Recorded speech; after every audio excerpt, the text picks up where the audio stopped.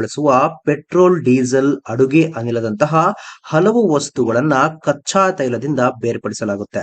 ಈ ಪ್ರಕ್ರಿಯೆ ಹೇಗೆ ನಡೆಯುತ್ತೆ ಮತ್ತು ಕಚ್ಚಾ ತೈಲದಿಂದ ಯಾವೆಲ್ಲ ಉತ್ಪನ್ನಗಳು ಸಿಗುತ್ತೆ ಅನ್ನೋದನ್ನ ಇಲ್ಲಿ ನೋಡೋಣ. ಕಚ್ಚಾ ತೈಲ ಒಂದು ಮೌಲ್ಯಯುತ ವಸ್ತು. ಹೀಗೆ ಒಂದೇ ಕಚ್ಚಾ ತೈಲದಿಂದ ಕೇವಲ ತಾಪಮಾನವನ್ನ ಬದಲಾಯಿಸಿ ಬೇರೆ ಬೇರೆ ಇಂಧನವನ್ನ ನಾವು ಪಡೆಯುತ್ತೇವೆ.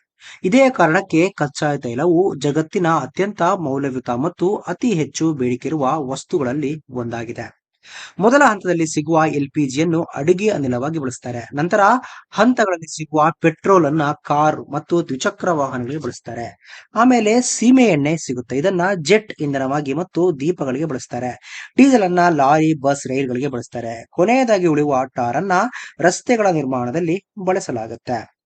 ಇನ್ನು ಡೀಸೆಲ್ ಮತ್ತು ಸೀಮೆಎಣ್ಣೆಯಂತಹ ವಸ್ತುಗಳು ತಮ್ಮ ಕುದಿಯುವ ಬಿಂದುವನ್ನು ತಲುಪಿದಾಗ ತಣ್ಣಗಾಗಿ ದ್ರವವಾಗಿ ಮಾರ್ಪಾಟು ಪ್ರತ್ಯೇಕ ಟ್ರೇನಲ್ಲಿ ಸಂಗ್ರಹವಾಗುತ್ತದೆ. ಪೆಟ್ರೋಲ್ ಆವಿಯಾಗಿ ಇನ್ನೂ ಮೇಲಕ್ಕೆ ಹೋಗಿ ತಣ್ಣಗಾಗಿ ದ್ರವವಾಗುತ್ತದೆ. ಅತಿ ಕಡಿಮೆ ಕುದಿಯುವ ಬಿಂದುವನ್ನು ಹೊಂದಿರುವ ಪೆಟ್ರೋಲಿಯಂ ಅನಿಲಗಳು ದ್ರವವಾಗಿ ಗೋಪುರದ ಮೇಲ್ಭಾಗದಲ್ಲಿ ಹೊರಬರುತ್ತವೆ.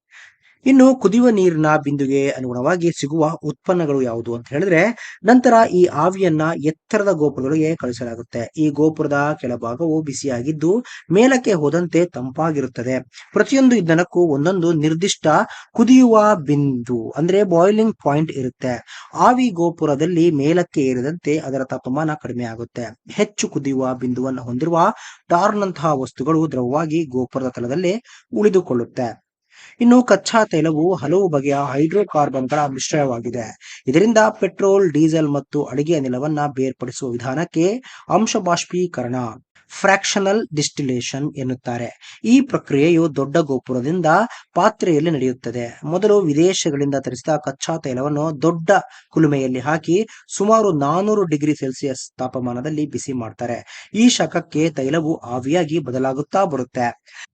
ಸ್ನೇಹಿತರೆ, ನೋಡಿದ್ರಲ್ಲ, ಈ ಒಂದು ವಿಡಿಯೋ ಬಗ್ಗೆ ನಿಮ್ಮ ಅನಿಸಿಕೆ ತಪ್ಪದೆ ಕಾಮೆಂಟ್ ಬಾಕ್ಸ್ ಅಲ್ಲಿ ತಿಳಿಸಿ.